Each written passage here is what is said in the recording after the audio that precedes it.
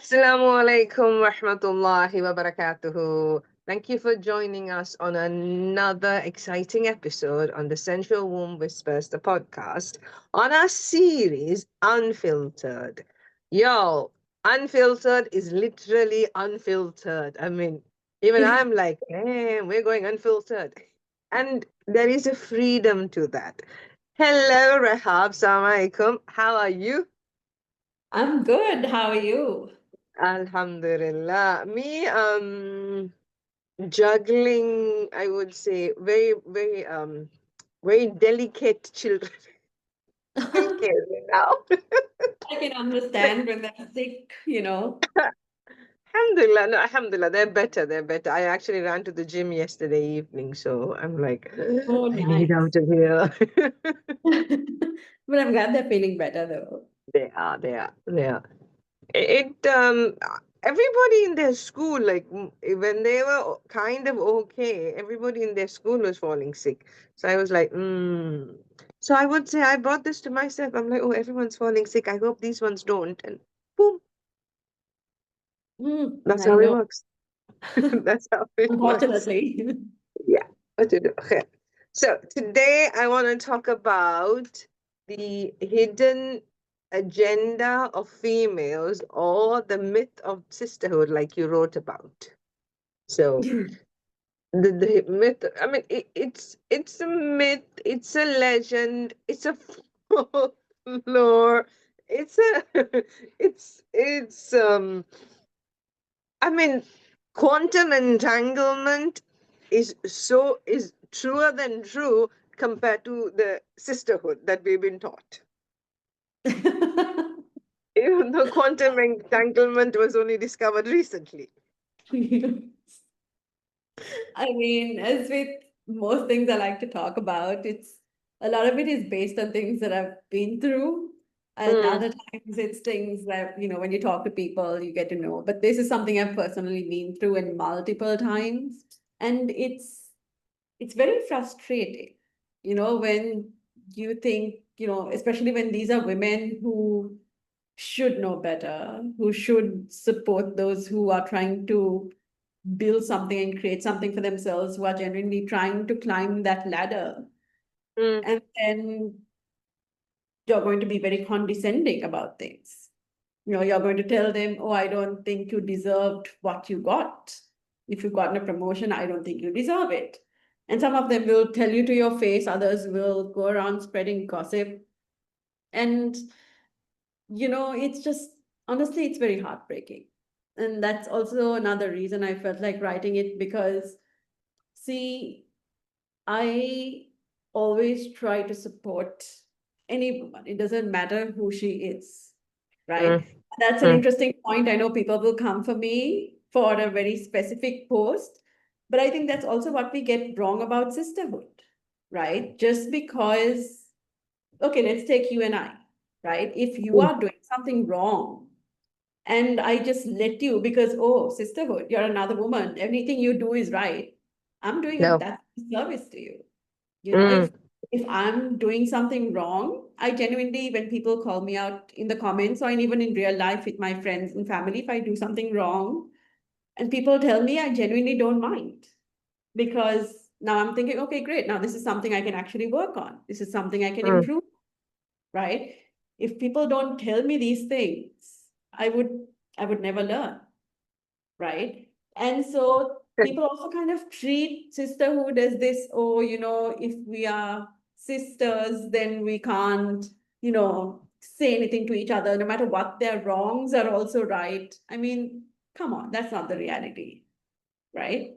So, so like I said, I probably people will have many things to say, but other than that, if I see something that I feel is wrong, I will call it out. Doesn't matter if it's another woman. That's today. I mean, in my stories today, I saw this post on Instagram where this woman was. There's this TikTok trend where you put yourself in timeout for some wrongs that you've done or some things that you've done that you kind of maybe regret. And she had said something like, I've had putting myself in timeout because I've had more than 12 abortions by age 25. right? I'm pro-choice. I've always been pro-choice, but I'm not going to support that. I mean, there is such a thing as birth control, right? So that's what I mean. Just because it's sisterhood doesn't mean everything goes, right? And you absolutely have to call things out when it's not perfect. When you see room for improvement, you can absolutely critique it respectfully, which is something that Mm, I've always done, right? mm, But when we talk about the whole angle that I was talking about in my article, when I wrote about sisterhood is a myth, is when people, other women don't support you, and sometimes it comes from a place of insecurity, jealousy, hate. You don't want to see another woman doing better than you. That's different, right? mm, mm. I mean, I remember when whatever job I've done, when people have come to me for help, I've always helped them top to bottom, and I give them extra and beyond also, right? Sometimes there have been people who have been, career-wise competitors, and I've helped them because I really see, for me, I will always support another woman, especially when she's trying to rise, especially when she's trying to succeed in life, right? But having said that, and I will always stand by this, if somebody's doing wrong or messing up somewhere, I'm not going to blindly support just because she's another woman. And I think that distinction is very, very important. I see this happening a lot. People will be like, oh, she's another woman, that's okay. No, if it's wrong, it's wrong, right? So I think we really need to be talking about how sisterhood is not just about supporting someone, but it's also about keeping things real. See, you Mm. can't be cruel, right? And I, I, Yeah. I will stand by this. You don't have to be cruel, but you can always call something out, right? I don't know what your thoughts are on that. You're nodding, but what do you think? For for me, the thing, like when you told about the 12 abortions, the first thing that came to me was, oh my God, that's trauma. Like, why would you put yourself through trauma after trauma? And your body, Yeah, I mean, your womb, like you are expelling life. I mean, so many times through you that you are literally creating things for your generations to come that they would have to end up cleaning up. That's my first thought. That I'm like, oh wow, she's doing some stuff for her future children to like really suffer. That's my first thought. And the second thing about sisterhood is this concept of she's a sister, so everything flies, comes from the term bros before hoes. yes. It comes from there where the bros are like, that's my bro. It doesn't matter if my bro is like square in the head. It doesn't matter. That's still a bro.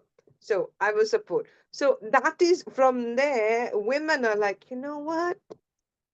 It's all girls. It's all girls. It has to be girls. So even if your girl is being cruel and vindictive and whatever, no, she's my girl. So I'm going to support her. No, no. So your answer to misogyny is what? Inverse misogyny again.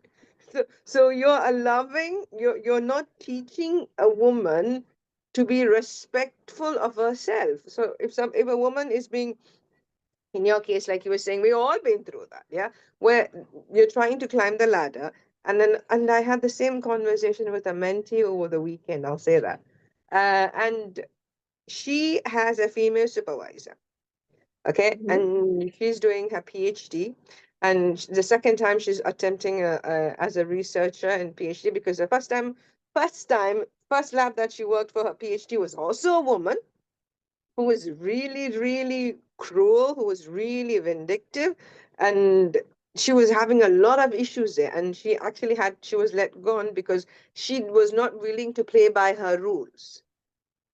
Okay.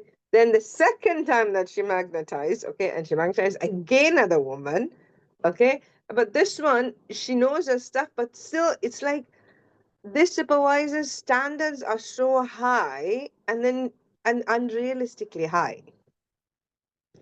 And she Oh, wants things done in a way. Sorry, you were saying. no, no, no. I was agreeing with you.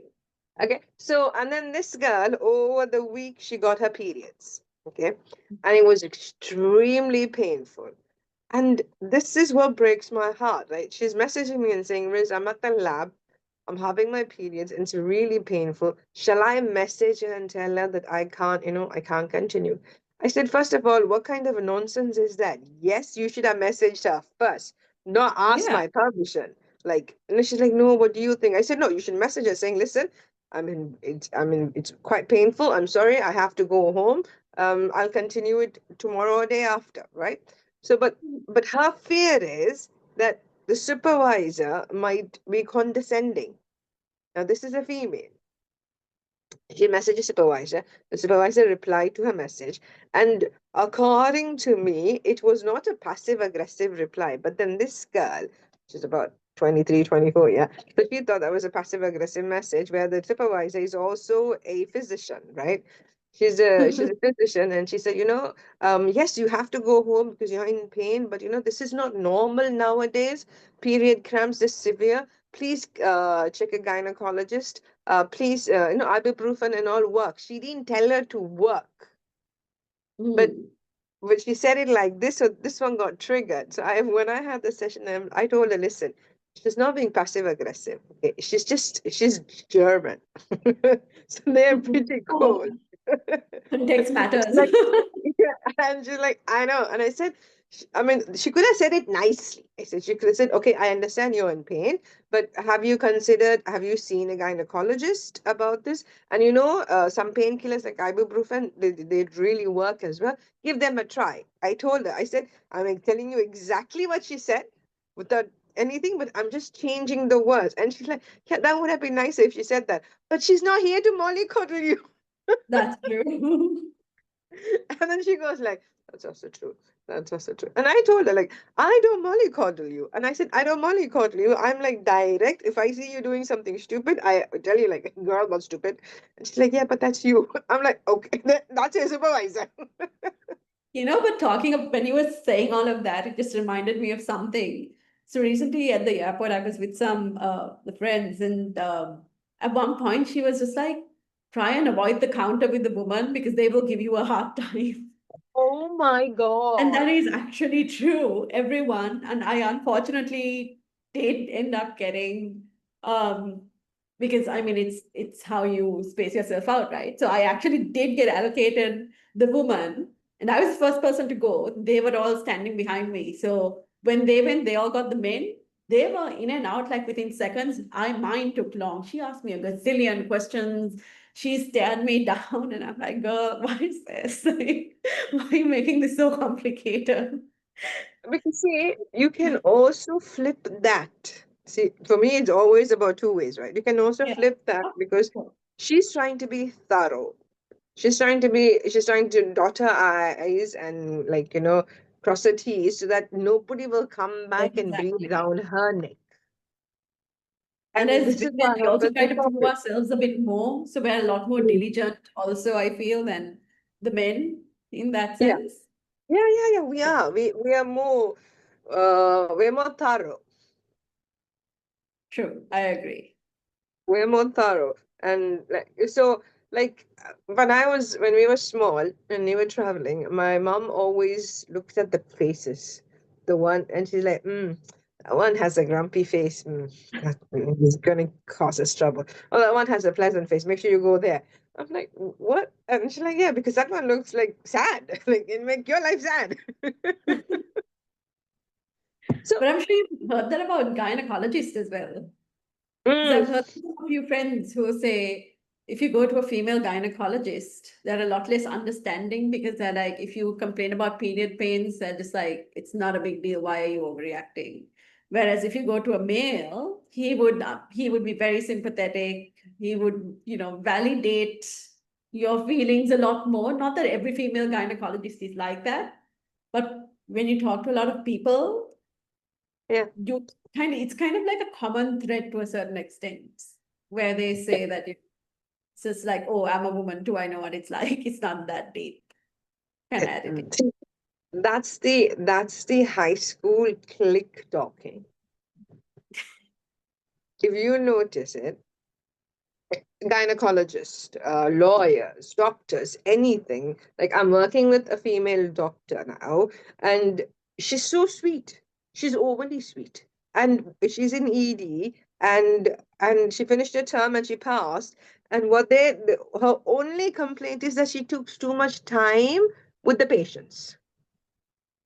Oh, She takes too much time because she's like, but I want to get to know them. I want to understand. I want to know what's going on. So she takes too much time. The patient turnover is less according to the hospital. yeah. So that's her Oh, only fault. And I'm like, girl, keep this up. You're getting to know your patients, and so yes, that's it. so So, important as a doctor. mm, but then this is what the hospital expects from you. And I read like 25 years ago, 20 years or plus ago, a gynecologist, and she was the one who, through her only, I got introduced to the energy of the egg and the energy of the sperm, right? So she was saying that she's a gynecologist, okay? You guys can Google this and you can find the doctor out here, okay? She was saying that when she meets a patient, she literally has like 10 minutes. She's slotted 10 minutes, and then she's literally out the door. Why she's having conversation with the patient? Because she has other things to do, because her schedule is so full. This is what they expect us. And then she says, but then the male counterparts, male doctors, they do the same thing, but it is accepted. It is accepted because he's a male, he's extremely busy. But because she's a female, and they're like, oh, you're supposed to take more time. You're supposed to be whatever, whatever. But when it's a male doctor, and the male doctor, like, oh, thank you very much for coming. Have a good day. And then the people are like, oh, thank you for seeing. It's like a privilege that he saw them. But when it comes to a female doctor, they're like, hey, I'm here. Take care of me. That's actually a really good point because sometimes I feel like we're also not aware of our own biases that we have. So that's why like I say, these conversations are so important because they really do Yes. open our eyes to a lot of things that Yeah. initially, you know, and like you said, Yeah. we definitely do expect a lot more when it comes to female doctors because in our heads, and we're also females, it's like, oh, they Mm. should know and we deserve better. Like we are the females, we should be there for each other. So we put this undue burden on and pressure also on other people, right? Same thing like my mentee would did. Like she said, no, but she's a female and she's a mother. She's a new mother. Should she understand? Shouldn't she be on my side? And I'm looking at her like, girl, this is work. I love you. I love you so much. But this is work. She ain't your friend. She ain't your best friend. I told her. She's like, thank God. She ain't your mom. Okay? For you to say like, oh, she should be like that, she should be like this. No. If it was a male, would you be so annoyed? No, because you would simply say, no, Yeah, I it's a told her. man. At least he's doing the bare minimum. Exactly. And we won't communicate with a man like that. She would have said, listen, I'm not feeling too well. I'm taking today off because the programming of me having my periods is still taboo. But that's a subject for another day. And I think I've spoken about this as well. You don't go around telling people you have your periods. That's another thing. You don't go around telling people because that really depletes the energy from you. And that's a whole spiritual thingy.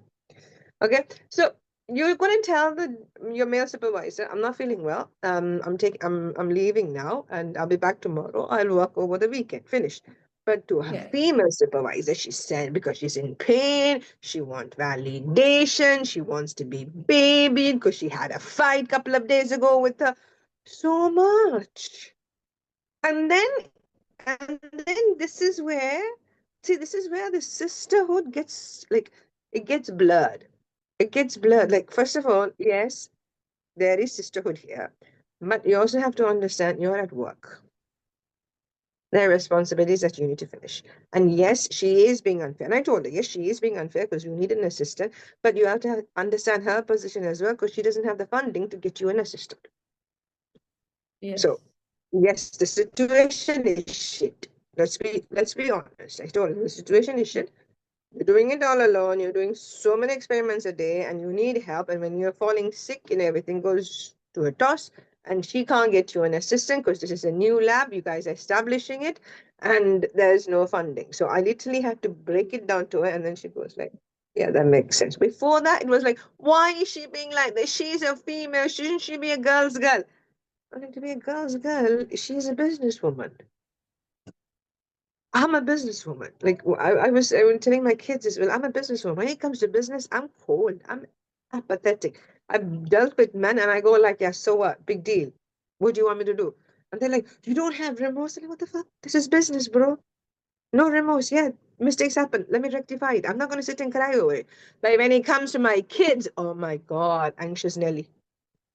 Anxious Nelly. They get so annoyed with me. They're like, go, leave, go out. But that's how I am. But then we have to understand when it comes to business, you can't be like, oh, you're my sister. So, you can't be Nepo. This is what you're expecting. You are Yes. expecting to be treated in a Nepo kind of way. And when you're not, you feel that you're entitled to be treated that way. So true. I agree. I And agree. yeah, and that is why the sisterhood gets confused. But what you wrote about was perfectly correct. The way the women criticize, the way another woman tears you down unnecessarily, Yes. and the way she like pinpoints you and then like corners you, that's not right. That kind Exactly. of a behavior you would not be expecting from a man, and he wouldn't do it as well, because you can literally call it harassment. Hmm. You can call it harassment, and it will be taken up seriously. But again, women have this bitchy tendency. Okay, so like if somebody walks in, and I see with the teenagers, oh my goodness. Okay, somebody walks in and you don't like how she's wearing, you give like the side eye, and then you look at each other in the side eye. Matter of seconds, messages have been passed, and so and the girl who walked in would feel it. But me being an adult, I'd be like, what happened? What happened? It doesn't make sense. But then that is how the females have been programmed to have this nonverbal communication with each other. So the world doesn't hear. Hmm. And then we weaponize that. Yes.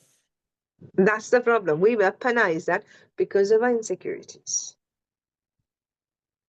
Allah subhanahu wa ta'ala has blessed us in a way that we can just look at each other and we can pass messages like, okay, I'm out of here. What time are you leaving? Kind of a mess. Literally, you can pass messages. Me and my daughter, me and my sis, friends of mine, we can just look at each other and we just nod and we're like, and everyone's like, you guys are leaving on cue? You're like, yeah, no, I'm leaving. She's leaving. I mean, we didn't say a word. No, we didn't even pick up our phone. But then that was a nonverbal communication. But that nonverbal communication is created by Allah for us for our safety, not to bring the other one down. Yeah. And Yes. and also, why would you try to tear another girl down? Like you were saying about in that article about a cousin who's jealous of you, or why would older women wanna humble a younger one? It's also kind of like I went through this, so should you. It's kind of like a rite of passage in their head. Mm, Very sadly, it's very few who go through something and decide, I'm never going to be like this. A majority will either intentionally or sometimes even unintentionally perpetuate that. Because in a way, see, with certain generations, they also grew up being taught that this mm, is order of things, this is how things mm, work, mm. especially in marriages, right? Certain Ah, people have to do this. If you don't, that means you don't respect your husband. And, it's a lot of these are very outdated things, you know, even in religions, at least in Islam, it doesn't say that, mm, right? And these, men have perpetuated these ridiculous customs and things that women are expected to do. And unfortunately, the women also keep perpetuating this, saying, if you want a happy marriage, if you want to keep your man, you have to continue being this way, right? And thankfully, see, nowadays, everyone's educating themselves, right? Just because you want equality doesn't mean you want to disrespect your man or your husband, your True, partner, whoever that is, true. right? People, and when somebody says, oh, I'm a feminist, it's just like, oh, this person's automatically a man hater. This person wants to be better than a man. No, it's equality for both, right? If a man should be able to get a certain job, so should a woman. That's pretty much what feminism is, right? But like people spread all of this misinformation, and these women also see these kind of things, and they say, oh, you know what, the younger generation, they are corrupt. They want, it's that the younger generation knows what they want. True, They know that they don't want a man who might be abusive, whether it's true. emotionally or physically or mentally or verbally or even financially. Financial Yeah, abuse is a very real problem this in is Sri it. Lanka. Yeah. I mean, I've been speaking to so many people and they say, oh, but that's a man. Why would you need to have money? Why would he need to give you money? And I'm like, did I just hear what I thought you said? Because what is this? What do you mean? Right? I mean, they stop. And this is my other thing, right? Like men who marry a very successful woman and then they want her to give everything up and become a housewife. If you want a housewife, marry a housewife. Don't marry someone who is ambitious, who wants a career, and then expect her to change. And then you see these mothers-in-law, and sometimes even mothers say, you know what, if this is what your husband wants, family first, give it up. Mm. I was coming It's to very mother-in-law sad. syndrome. Mm. I've seen so many mothers also say that, oh, you have to keep this marriage, you know, God forbid you're more successful than your husband, then that's even a bigger issue, right? And again, it's another woman who will shame you for it if you are more successful. It's very sad. I know, and also another thing is like, I've seen it in my own family as well. They're all gonna come to me. But I see that the gender roles are different now because each one has a different requirement. Like my brother works from home, and then he's quite happy to work from home because he has his own business and he's working from home. And my sister-in-law, she goes to work, and because he works from home, he handles the house stuff. What's happening in the house with this, and I'm so proud of him for that because I always tease him saying, bro, when we were growing up, you didn't even touch a spoon. Like your mom didn't let you. And my sister-in-law also says that. Like when I had my launch in Colombo, and my sister-in-law was saying, like, like their mother spoiled him so much that, and when he came to me, that I said, yeah, but now he's doing everything. Now he's doing everything. Not that she forced him to, but he wants to do it because he Mm. finds that to be independence. But then, like, and I see that my mother encourages him. She's like, yeah, you should. She's working, so you should be taking this care of this. You should be taking care of that. I'm like looking at him like, bro, like 30 years ago, you were pampering your boy.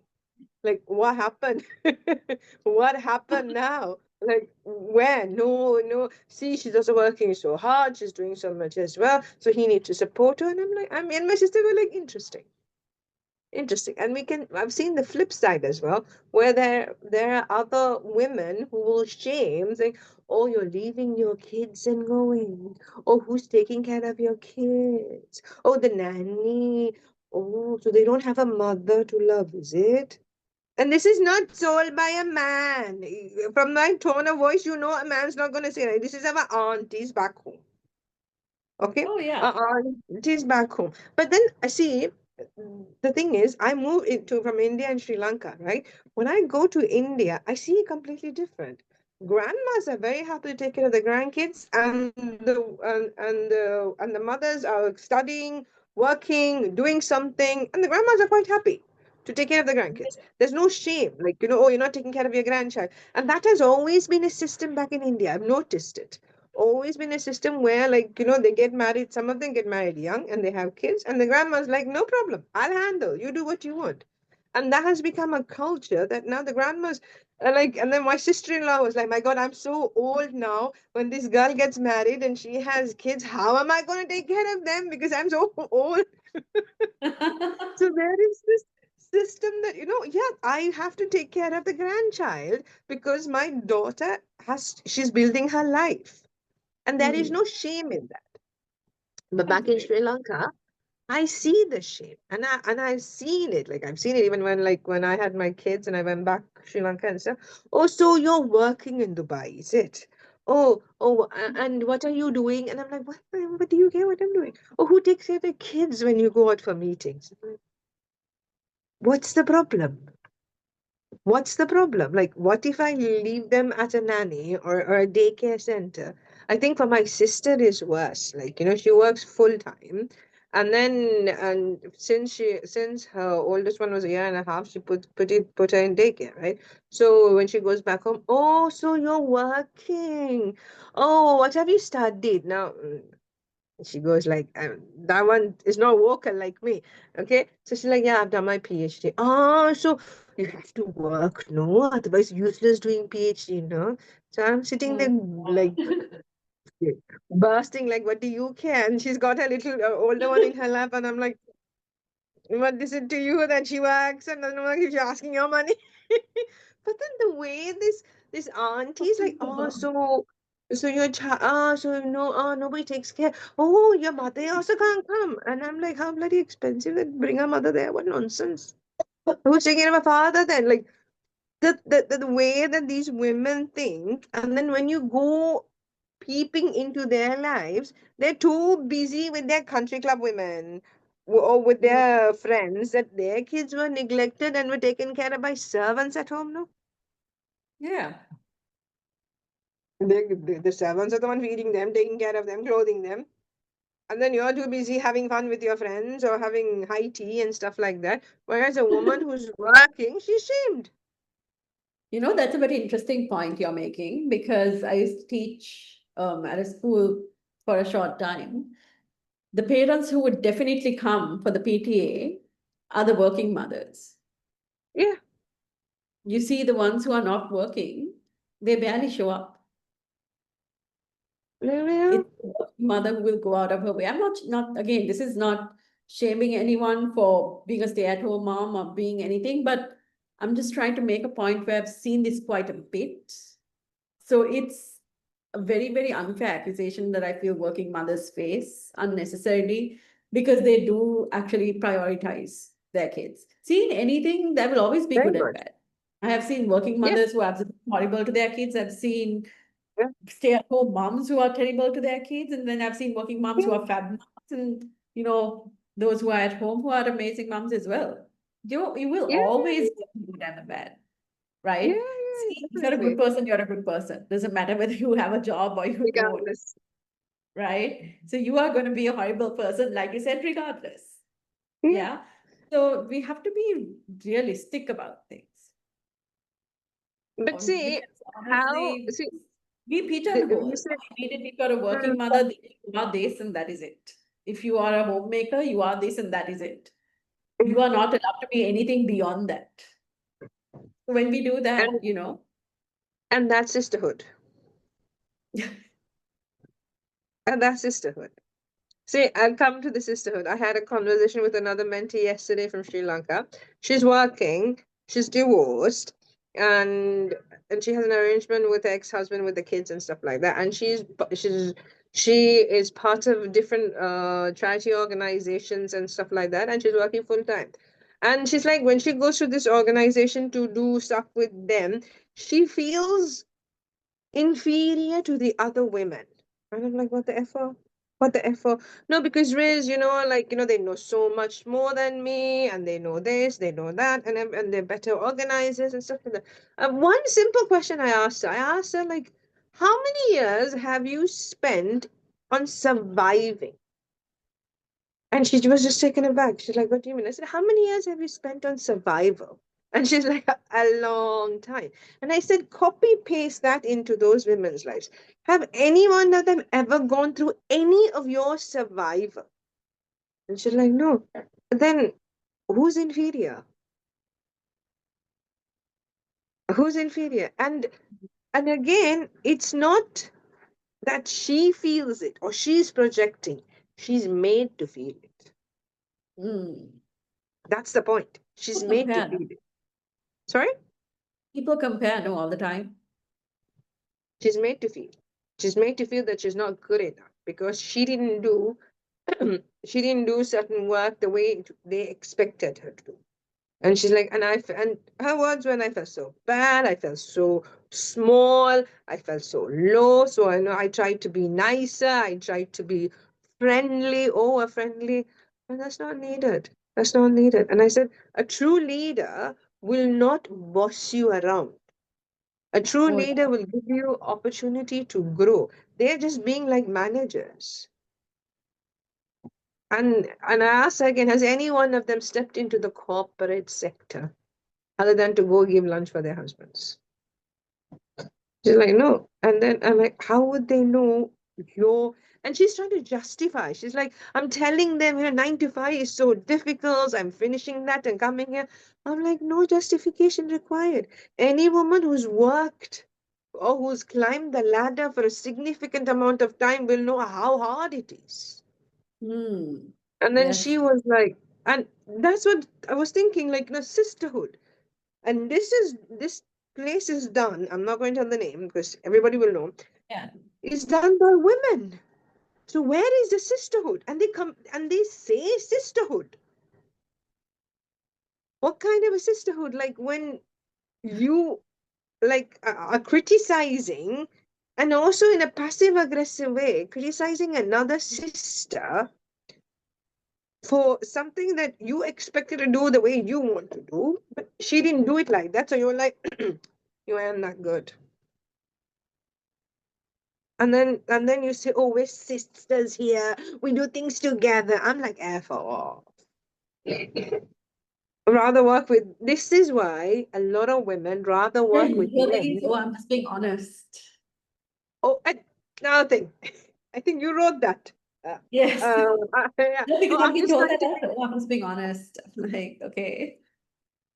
Yeah, I'm just being honest. I'm just being frank. But when I say it, I'm like, I'm gonna be brutal. That's what I say. I say I'm going to be brutal with when I'm going to say something really, really honest or really thought provoking. I'm like, listen, darling, I love you. When I say that, all of them they're like, okay, bring it on, Riz, bring it on. I'm like, I love you so much, but I'm going to be brutal, and this, and this, and they're like, okay, I'm not going to sugarcoat. See, the thing is, what women do, I've seen it. They say something so nasty and with such a lovely smile. Oh, but I'm just being Oh, honest. yes, the I'm just being smile. honest. The smile, the like that sweet, like I always say, the sweet southern smile. Like, God, oh yeah, yes. I'm just being honest. I don't mean harm. You know me. Like, why are you sugarcoating anything? Just tell me. Like, you hate me, you hate me. It's finished. But that is another thing that you see, and this is where it comes to, oh, but we're sisters. So what? We're sisters. So what? Listen, I'm pretty rude to my sister. I'm pretty honest to my sister. But if I'm being like that to you, you'd be like, oh my God, you're so rude. You're so whatever, whatever. But then they don't see there is an absolute unfairness of being in a sisterhood. Okay, you want them to have your back. Okay, Yeah. but then you don't want them to tell you the truth in a constructive way. Hmm. Okay, and they're not capable of telling you the truth in a constructive way, so they come backhanded. And then Yeah. you're like, okay, that's backhanded, but you're my sister, so you're not supposed to, like you said at the beginning, you're not supposed to critique me.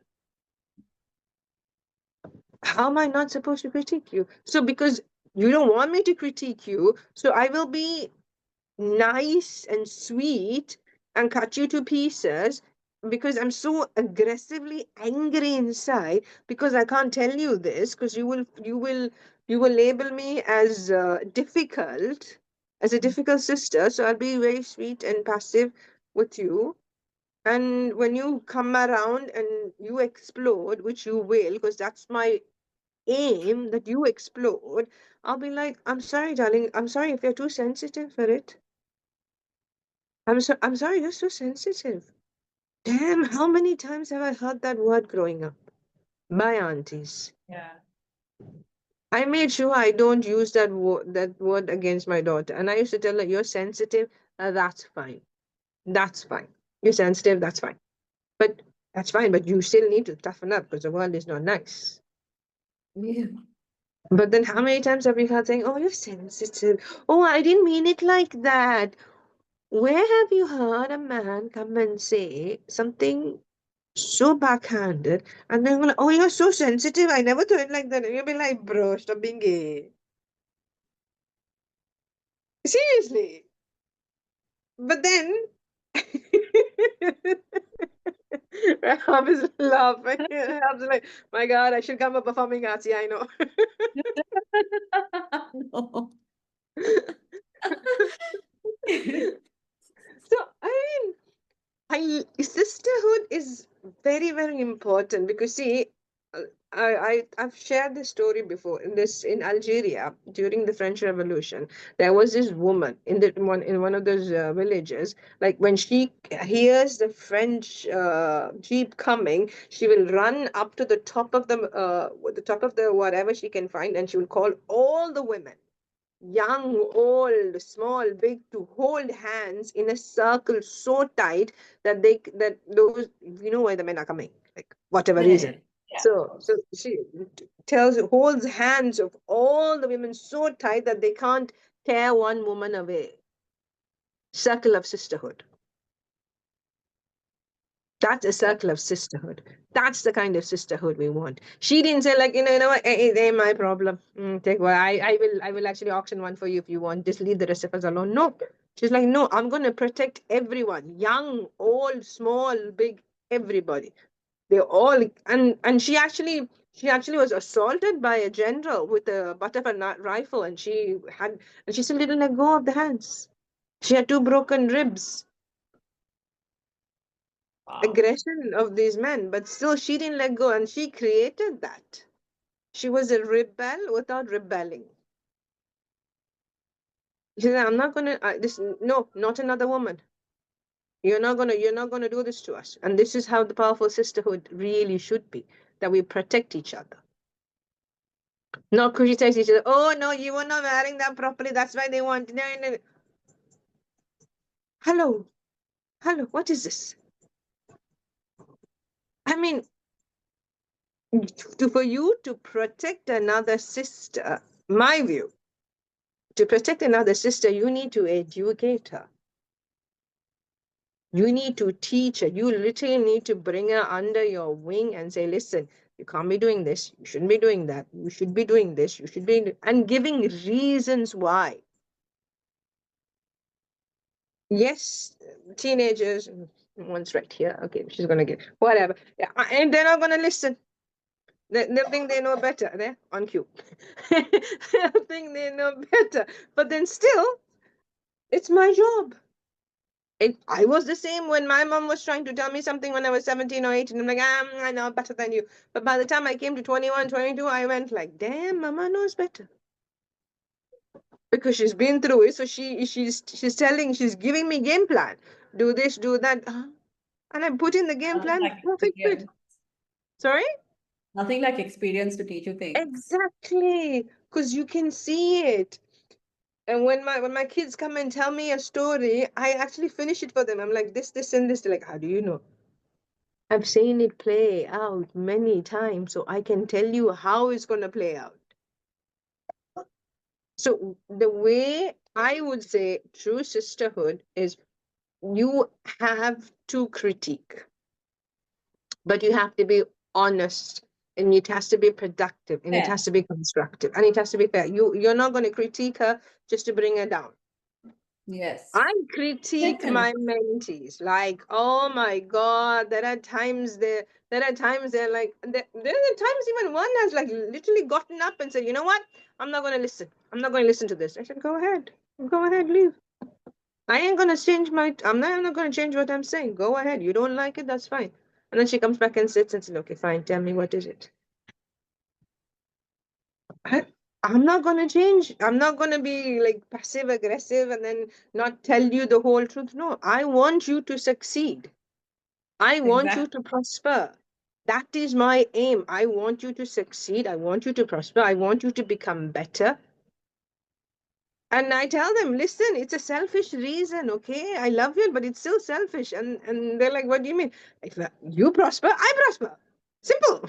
Why We all lie? want. Exactly. So I want another woman to prosper. Even if I see a female, if I see a random female at the gym, my God, that day I spoke about this on my stories. This is sisterhood, okay? Epitome of sisterhood, the wrong kind. There are two girls, right? There's one East Asian girl and there's a one typical Desi girl.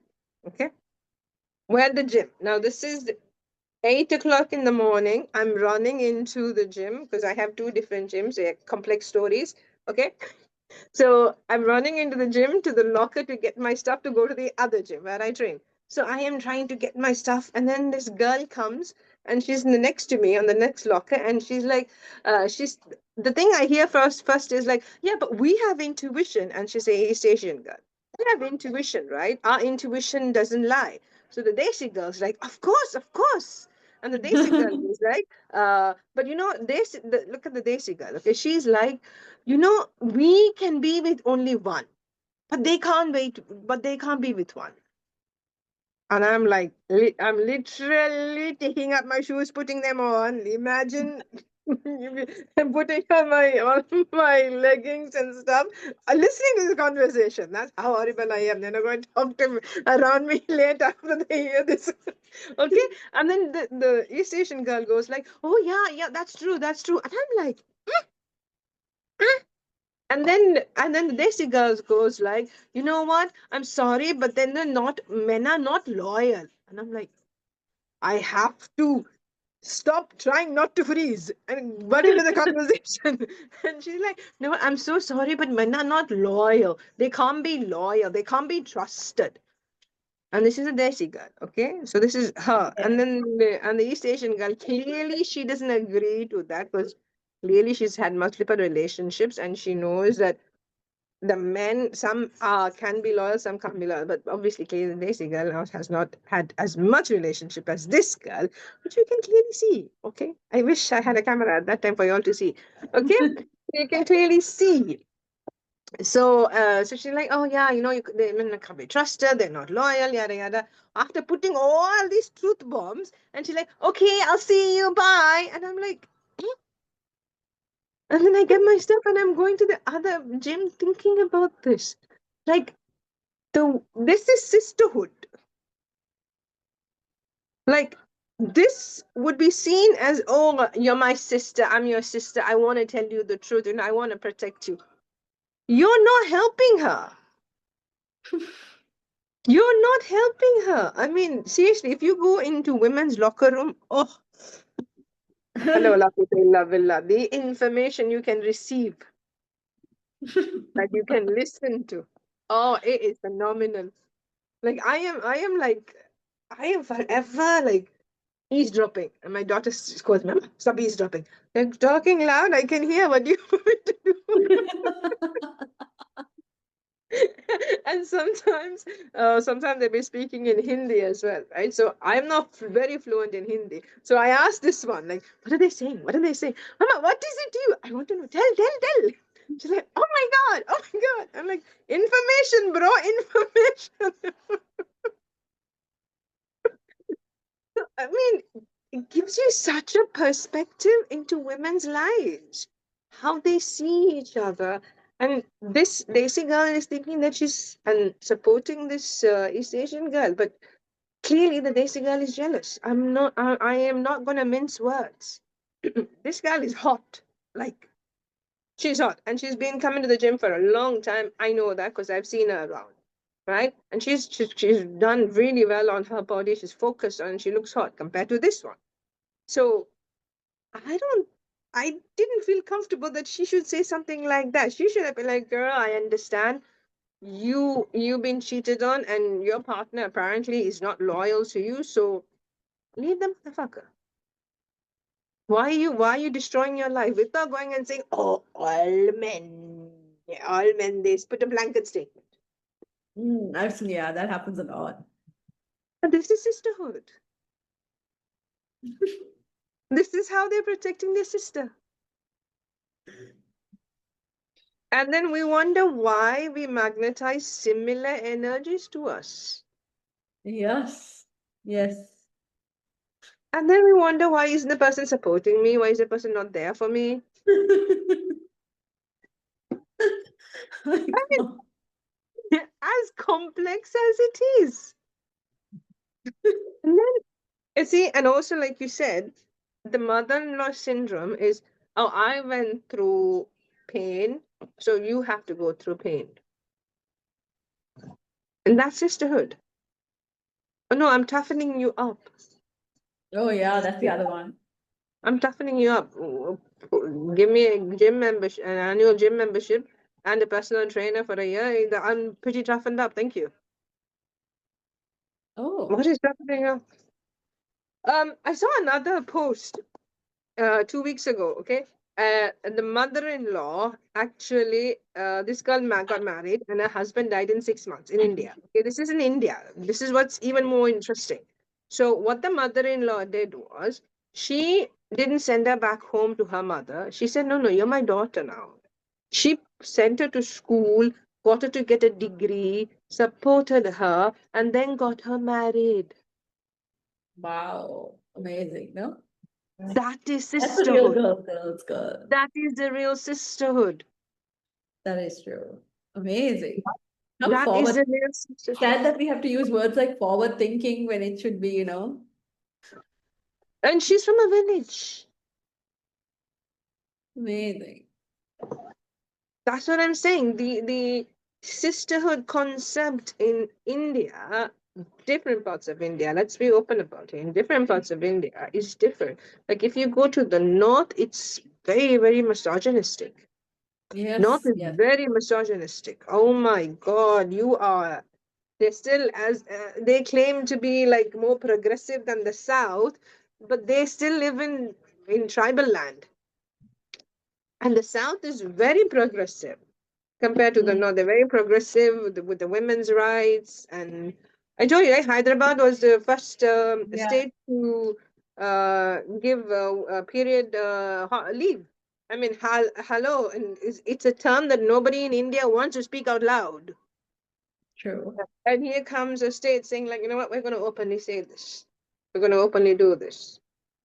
Yeah, And so true. another thing about sisterhood that I don't see, it doesn't happen in Sri Lanka, but it happens in India. Is like I always said, is the caste system. Like I read this Dalit feminist girl, one of her articles yesterday. I forget her name. She was saying that when she was small, when her mom says, "Let's go to the supermarket, let's go to the grocery store," she makes a list. And she's like, she checks it and checks it and checks it and tells the daughter, like, is there anything you want? Because we're not going to go back again. We're not going to go back to the shop again. We're going to make it one time. Yeah, We're going to because do it's it such. one time. Yeah. So, and then so they go, and then when they come back, and the girl is like, "Oh, I forgot this. I want that. Can we go again?" And the mother's like, "No, we'll go only tomorrow. We're not going again. We'll go only tomorrow." And she's like, that shame of being seen, that shame of being seen it was so ingrained that I don't want to be visible. And then she says that I see savannah women, the higher class women, when they don't come out.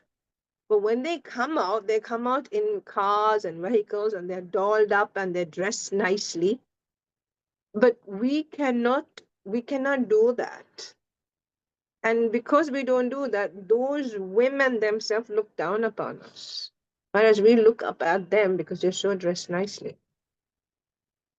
Dark side of sisterhood. You don't see a high caste man looking at a lower caste girl going like, ugh, whatever. But Yeah, a high class woman who is of a fairer skin look at a girl with a darker skin go like, but then we're sisters. So to be true sisters, you have to have the same skin complexion, same income background, same school, similar parents, same or similar neighborhood. similar weight scale, Ah, all of that. And it's so also, true. sorry, So true. no, It's very true. we have to have all of that lined up. And then, yeah, you're my sister. I will protect you. I will do things with you. They're the I will, same. yeah, pedigree. We will do all of that together. But Like, by chance, you are from a different income background or from a different education system or different neighborhood. I don't think you deserve this. Like you didn't go to a 10-year degree like I did. You just went for a 3-year degree and then the quantum leaped and stuff like that. So I don't think you should really deserve this because I worked so hard and you didn't. What hmm, they say to a man? Would they say the same thing to a man? No. Then why do we say to our sisters? Why do we say sisters when we just want to tear down the other female? Why? Why can't you just say female? such a fair point. I'm actually agreeing with everything. Why are we saying sister? Because sister means for us as see, first of all, when I speak to another Muslim female and she calls me sister, I feel leaked out. Same. I feel leaked out. I'm like, I'm not your sister, don't call me. I say sister Riz. I'm like sounds like an nun. Yes. Doesn't it? I'm like, I am not a nun. Like, trust me, far from it. So, but why? Like, we're trying to create an inclusiveness which doesn't exist. Which doesn't exist. We're just creating a fake inclusiveness. And then we're teaching the younger generation that, Mm, and they're refusing to accept it. They're refusing to accept it. They're calling our bluff bluff. yeah, that's amazing actually. It is. It is. It is amazing. And then we're like, and we are offended, like, yeah, why did I think of that way? See, that's also why it's important if you really need to reach someone, getting into a fight is not going to work. You have No. to be respectful, you have to be kind and patient, and that's when they'll actually see your side. Because see, the minute you go head on, it's human nature that we get defensive, Yeah. Yeah. right? So that's what I see in a lot of cases, whether it's in comment sections or in person. People don't change or they're not receptive to new information because of how you present this information. Yeah. Right. Even things about anything about sisterhood, for example, if you're going to just get into a fight immediately without even giving the other person the benefit of the doubt, Mm, you're also the problem. yeah. I agree. I agree. Yeah. And also, if you're going to go talk to them about something, have some solid information. Hmm. Like, for example, in Islam, we're told cover, cover, cover. I don't Yeah. force my kids to cover, but I'm like, I do give this look like, and they're like, what? I prefer you covering, and there's a reason why. Hmm. There's a whole reason why, and I'm working on writing that out properly because it is extensive. Because Hmm. see, even for men, it's not only for men. It's for men and women. It's not only for women, Yeah. it's for men as well. So every inch of our skin is exposed into this outside world. When it is exposed in the outside world, the energetic field, the biofield can be tampered. It's like a scientist can come and push out a typical specimen into the air, and that gets absorbed into our skin. Hmm. And that specimen can be thought altering, body altering, belief altering gases. I'm putting it in a very basic term, but it's more complex than that. So when you walk into a room of that kind of a thing, your skin absorbs it instantly and it goes into your bloodstream. And it goes into your bloodstream, your whole whole system is like reorganized. So you're literally your choice, your will is not yours. Mm. The first they attack your skin. So, and then there are energetic centers in your body. For example, if you notice the Western style for women, there's a big cut here. Mhm. So you see, there's a cut here because this is one of the important energy centers where energy is literally sucked. Somebody who is an energy vampire, who is trained to be an energy vampire, can literally suck your life force from here. Here. For a female, this part is the golden ratio because this is the reflection of your womb. And that is why even the scientists are now saying don't spray perfumes on your neck because that's where your Oh, yes. adrenal glands are there. Yeah, so because this is powerful. This is extremely powerful.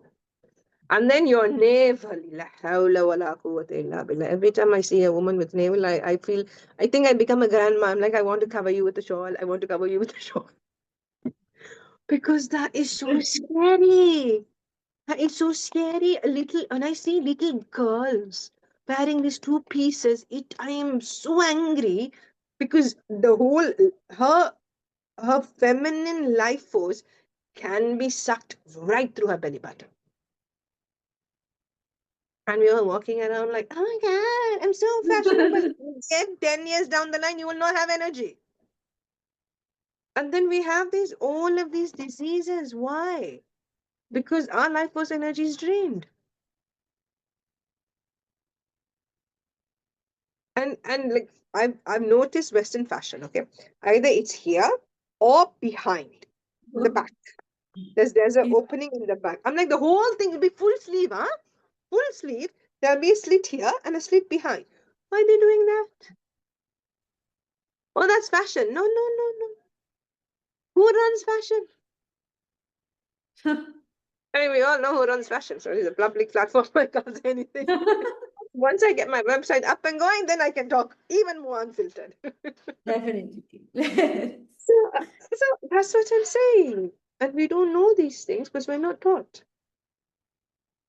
So come with solid reasons, solid examples, solid explanation. Because I face it a lot. But I was writing yesterday and I contemplated, I'm like, ever since I was 15, I have been coaching women. Ever since I was 15, women used to come to my house. My friends used to come to my house. I had a neighbor who had a troublesome parents. I mean, her parents divorced. This is like 30 plus years ago. Their parents were divorced and she was having issues and she used to come to my house and then we used to talk in the garage and she used to cry. And then after finishing, when I go in, my mother's like, what did you talk about? What did you all talk about? I'm like, what do you want to talk about? What did you all talk about? For so long, what were you talking? I'm 15, mind you. I'm 15. And then she feels so better after talking to me and she'd give me a hug and she'd go back. And then after a month or so, she'd come and say, ever since I was 15. So that's like 30 plus years I've been doing this. And yes, I have gotten criticisms. I have been ridiculed. I've been called names. When I wanted to become a life coach 20 years ago, they're like, well, who's going to pay you to talk to you? And then when I started the womb healing work journey, people were like, what is that? Are you a pregnancy coach? All kinds of stuff. And I had to combat everything with proper sound understanding, sound research. Yeah.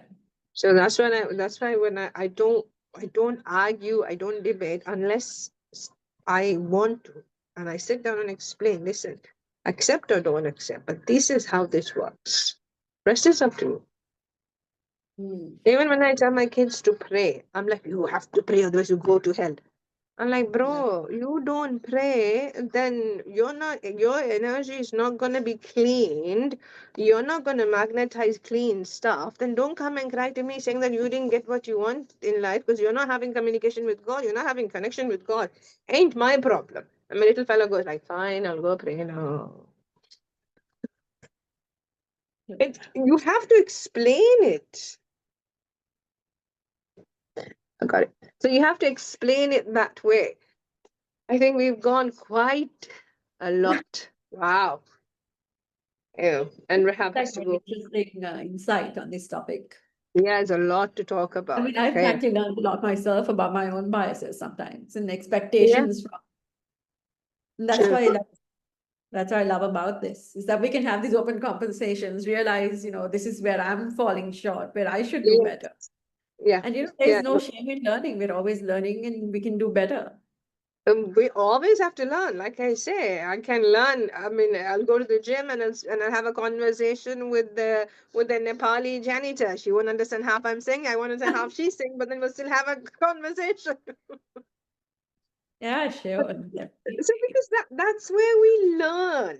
That's where we understand somebody's, because you are not in their shoes. You don't know what it's like unless they express or they tell you. Then you're like, oh, this is happening or that's happening. It expands your Yeah. thinking. Alhamdulillah. Okay, before we wrap up this long, lovely session, final words from Rehab. Sisterhood is, I think what we really need to realize about it is that sisterhood is all about loving other women and supporting other women so that they will rise with you, not bringing them down. But also, it doesn't mean that you can't be critiqued when you're wrong, right? Both Wow. can be true at the same time. And we have to be realistic about that. I mean, today you explained certain things so beautifully that I realized that, oh my God, I have these biases. I didn't even realize I was doing that, right? Because certain people were women, like the lady at the immigration counter was a woman. I expected her to be nicer to Mm, me. Again, that's mm, unfair, right? So we can always learn. If you didn't critique me, if you didn't explain that, I would probably not have gotten it at this point. true, Maybe true, on the few years I would have. But if you were like, oh, she's another girl, I'm not going to say anything, even if she's wrong, how will I improve? I'm going to true, be stagnant in this spot. true, So true. sisterhood is not just helping each other rise, but it's also keeping it real with each other. Because if you're going to, I don't want yes women around me. Well, whatever I do, it's like, oh, you're perfect, keep going. No, I'm never going to rise. I'm never going to get better. Right. And I hope I never have yes women in my life ever. Mhm. So that's the thing about sisterhood that I would like to close with, which is, yes, we will support each other, but we will also call each other out when we're wrong and when we can do better, but we'll do it kindly and we'll strive to do better always. Always. Yeah. I just want to leave everyone with this question. So just because she's a female, why do you expect her to be nice? I mean, think about it. I mean, she's a female, so why do you expect her to lower her prices for you? As I'm a coach, I'm a mentor, you're a businesswoman. Lower the prices for you because you're a woman, or be nicer to you because you're a woman, or give you free gifts because you're a woman. Why? I leave you all with that question, and I leave Rahab as well with that question. So why? Think about it, y'all. With that, Assalamu alaikum wa rahmatullahi wa barakatuh. Jazakallah khair for joining Unfiltered, which is pretty unfiltered. Alhamdulillah. Always. From the House of Sacred Space, Essential Womb Whisperer podcast. Jazakallah khair. Again, Assalamu alaikum wa rahmatullahi wa barakatuh.